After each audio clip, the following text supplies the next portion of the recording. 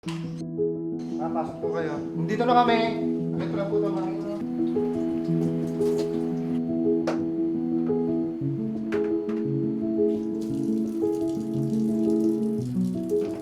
Ma, kumusta na kayo? Yung puta. Wait lang nga, Ma. Sige. Ano bahala dito?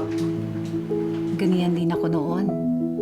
Bibitawan ng lahat, mapuntahan ka lang, at mapatahan sa bawat pag-iyak mo. Ang iyong mga tawa at ngiti ang kumukumpleto ng mga araw ko.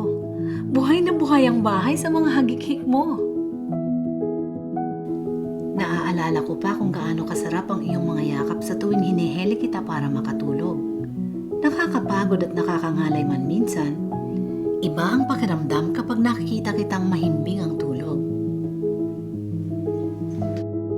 At syempre, hindi ko makakalimutan ang hirap sa pagpapakain sa'yo. Halos lahat ng pakulo nagawa ko na yata, mapakain ka lang.